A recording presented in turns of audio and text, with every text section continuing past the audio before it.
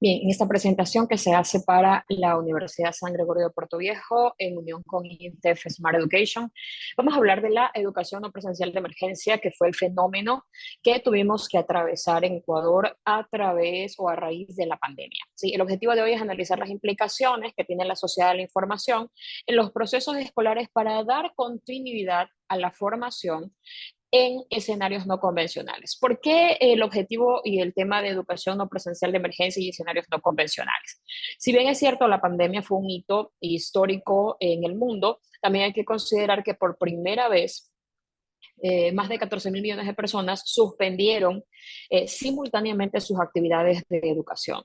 Pero debemos entender que no fue esta o no ha sido este el único escenario en el que hemos tenido que suspender nuestras actividades académicas.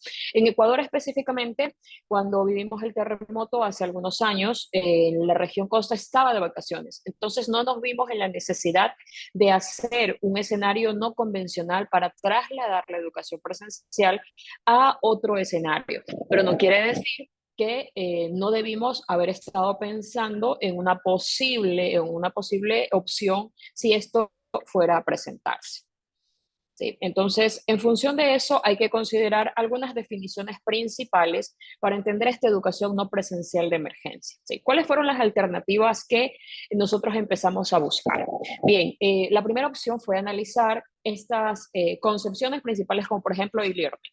¿Cuáles son las ventajas que nos podían dar? ¿Qué es lo que podíamos nosotros utilizar o sacar como beneficio para nuestros escenarios? ¿Cuál era el principal eh, limitante en este momento? Que no todos los profesores tenían cargada o elaborada su información en diapositivas, en material que podría utilizarse para compartirlo en línea, para compartirlo en una plataforma. Luego se pensó en la educación a distancia como un posible escenario, pero recordemos que durante meses no podíamos salir de casa, no podíamos tener contacto con nadie, entonces se volvió un poco complicado cómo elaborar los folletos y darle o entregarle a los estudiantes. ¿Sí? Nos fuimos por el escenario del aprendizaje en línea, que permitía a través de encuentros sincrónicos y asincrónicos de alguna manera continuar o tratar de darle normalidad al proceso. Y otro elemento que se tomó fue mobile learning. Sí, el aprendizaje a través de aplicaciones móviles.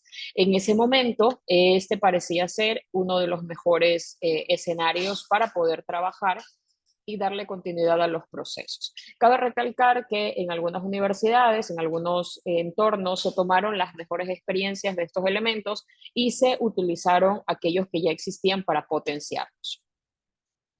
Como les decía, este escenario de educación no presencial de emergencia surge a raíz de la pandemia, que tuvo una implicación bastante fuerte, pero hay que considerar que probablemente no sea el único momento en el que tengamos que recurrir a paralizar las actividades educativas y más aún si hacemos una reflexión de cuáles son las características en las que vive, en las que se encuentra ubicado Ecuador, ¿verdad? Tenemos fallas geográficas, tenemos volcanes activos, entonces muy probablemente nosotros tengamos que migrar en algún otro momento a tener que montar de nuevo o retomar estas actividades. Esperemos que no sea el caso, pero ya tenemos antecedentes y hay que estar preparados en cualquier circunstancia. Bien, para armar los escenarios de esta educación no presencial de emergencia es importante que recordemos que todo se centra en la práctica pedagógica.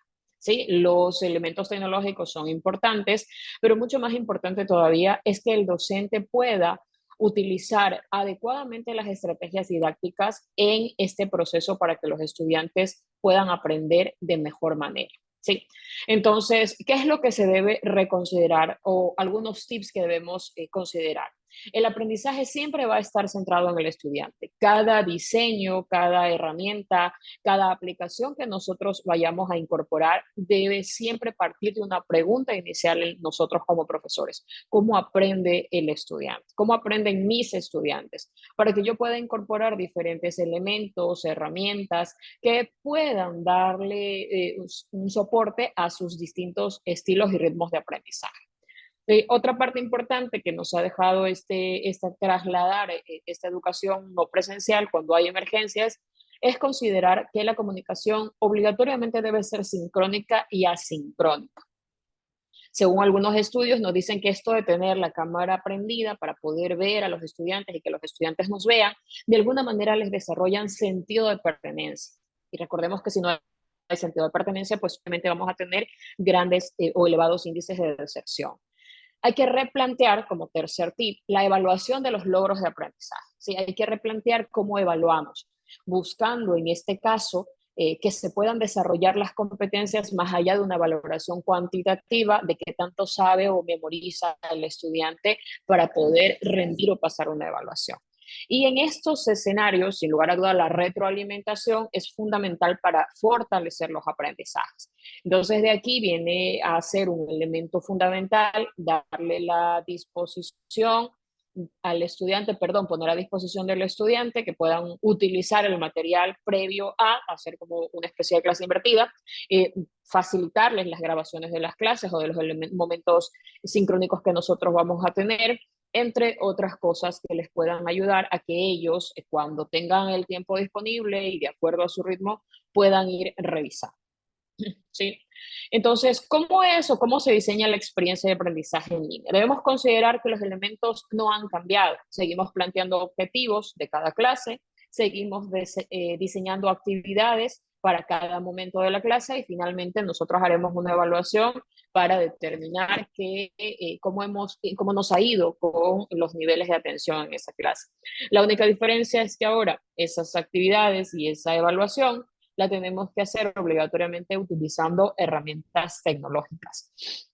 En este punto es fundamental considerar que se debe hacer una revisión, una lectura bastante interesante sobre las herramientas tecnológicas que hay en el medio, las que me pueden utilizar o las que yo puedo utilizar en mi asignatura para que la inserción de estos elementos sea muy pertinente y no se pueda convertir bajo ningún concepto en un distractor para mis estudiantes. ¿Sí? Finalmente, que la tecnología me pueda ayudar y no que me termine restando en algún momento algún nivel de atención.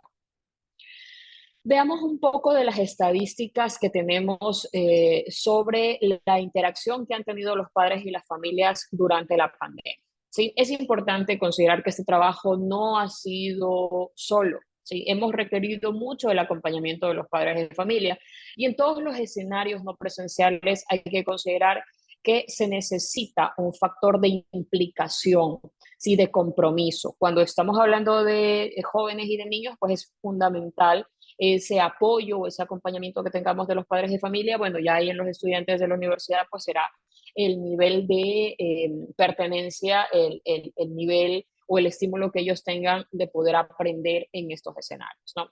Entonces, ¿cómo se ha comunicado la escuela según esta estadística al Ministerio de Educación? El 75% de la comunicación la ha hecho el docente, ¿sí? Ha sido una habla activa, ¿de acuerdo? El 6% de la comunicación la ha hecho el director, ¿sí? Entonces, sí hemos tenido una interacción, pero probablemente no todo haya sido como nosotros hubiéramos querido. En cuanto a los padres de familia, no tenemos un 18%, es como que en ninguno de los casos hemos tenido una interacción y el 1% no ha respondido esta encuesta. Entonces, no estamos viendo que no tenemos resultados sobre la implicación o la interacción o el apoyo que han tenido las familias, ¿no? En esta encuesta que se ha hecho en el Perú. ¿Cómo han sido los dispositivos para acceder a Internet? La mayor cantidad de las personas han utilizado los celulares, creo que eso no ha cambiado aquí en Ecuador. La laptop ha sido el segundo dispositivo con el que se ha trabajado, la tablet y finalmente otros dispositivos. Aquí hay que hacer un análisis un poco más fino de un tema diferente, pero lo voy a implicar acá.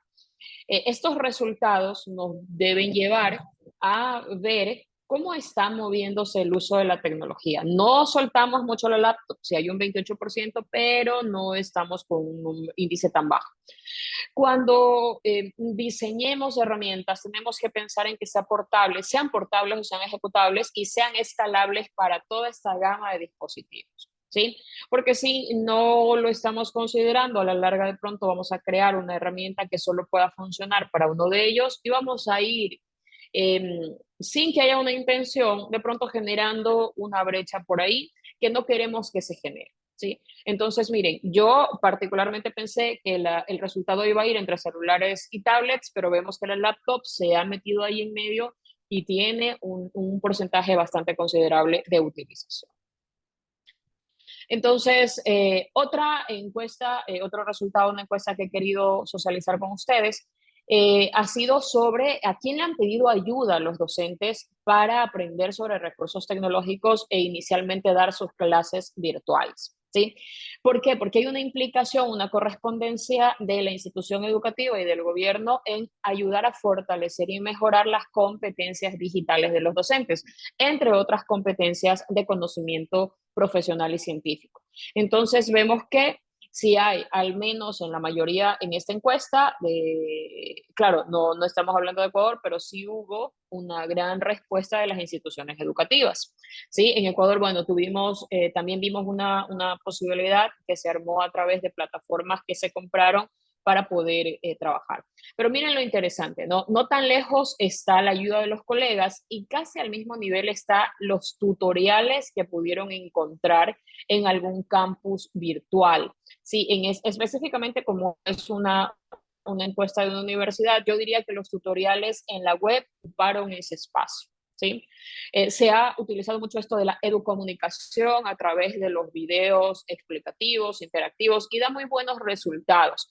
¿A qué nos lleva esto si lo relacionamos con lo que vimos inicialmente hace algunas láminas? A la retroalimentación. ¿Sí? Entonces, todo el material que nosotros podamos generar lo debemos poner a disposición de las personas, de nuestros estudiantes, de nuestros compañeros, para que puedan en determinado momento, en determinado espacio, poder utilizar, poder incorporar estos tips, herramientas o técnicas que nosotros les podamos ayudar.